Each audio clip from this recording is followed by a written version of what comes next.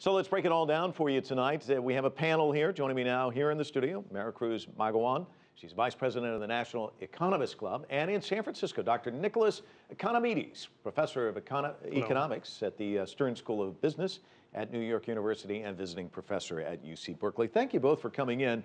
Thank you, Mike. Thank you. Unexpected decision. The market's breathing a sigh of relief, but is this really cause for celebration? I'll start with you here in the studio. Well, I'm not surprised at all. Actually, I was sure that was going to happen because the Fed didn't have any other choice if they wanted to keep the U.S. economy afloat. They don't want to go into another recession. Nobody wants that.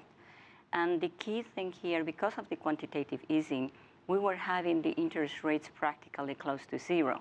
And then when in May 22nd, Dr. Bernanke said that they may start tapering off. Immediately, the interest rate, the base interest rate went up 0.25%. Also, that has a direct influence in the housing economy. Housing slowdown started June. And then he realized, the Fed realized it was a mistake, really, to talk about that in May 22nd. They have to keep it going. It's not sustainable, but at the moment, until the unemployment rate goes down, that's the only thing they can do. Nicholas, let me get your thoughts on this. I mean, as I was saying, it's not necessarily a sign of something to celebrate. It really is kind of a sign that the economy really isn't that great a shape. Well, I think the Fed is trying very hard to increase growth in the economy. But at the same time, it has the side effect that commodities and stocks keep going up to unreasonable levels, in my opinion. And that's a problem.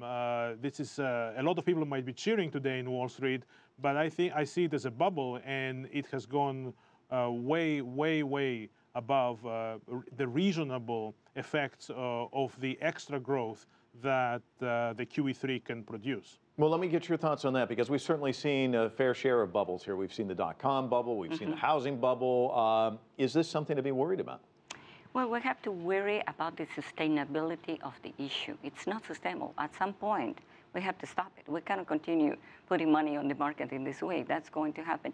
I believe what he said, and he said that before, even before May 22nd, that they will continue this program until the unemployment rate is less than 6.5%, and it's not happening.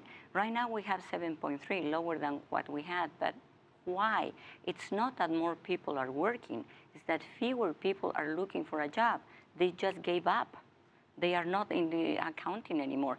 When you look into participation, labor participation, you will see that since the beginning, January 2009 to now, we have 3% less people from the workforce working that they were working at that time.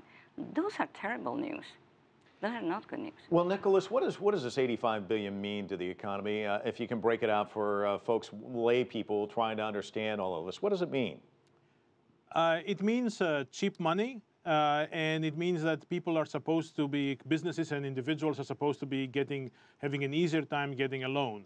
But it also means that people can really speculate on that, and you saw not only stocks, but various commodities skyrocket after the announcement of Mr. Bernanke. So that's a serious problem, because on the one hand, we would like real businesses to have an easier time getting a loan, getting it cheap, but at the same time, there is speculation in financial markets which can have very adverse effects, and eventually the bubble is going to burst, and a lot of people are going to be very sorry.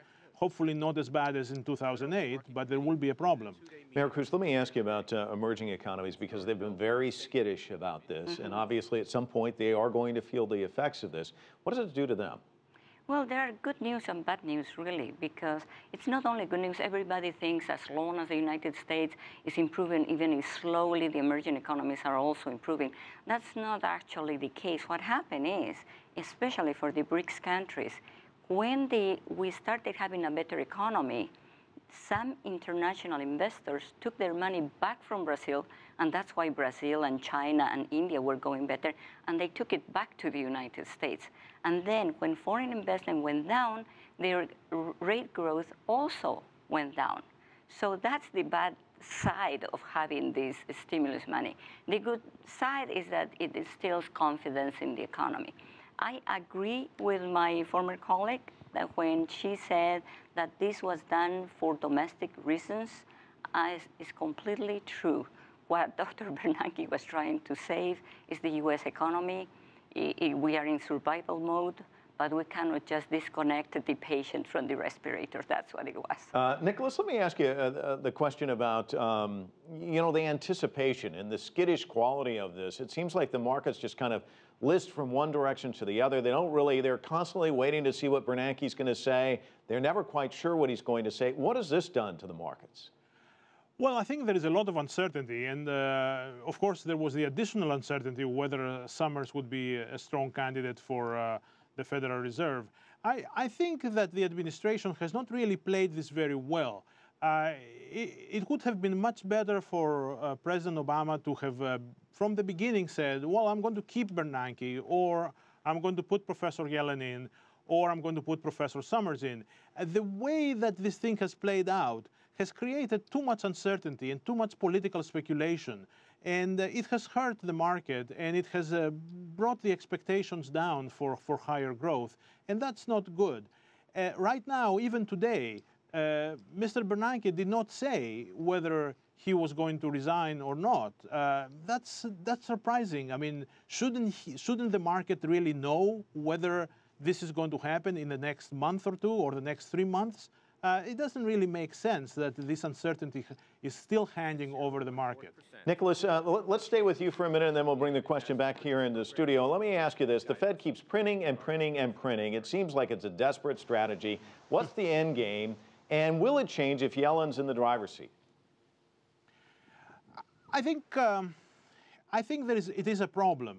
The fact that we have all these QE2 and QE3 programs is a consequence of the inability of Congress to authorize additional stimulus spending.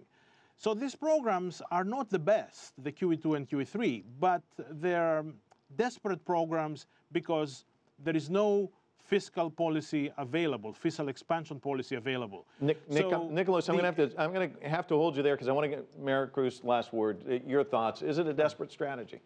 In many ways it is, because it's not creating real economic growth.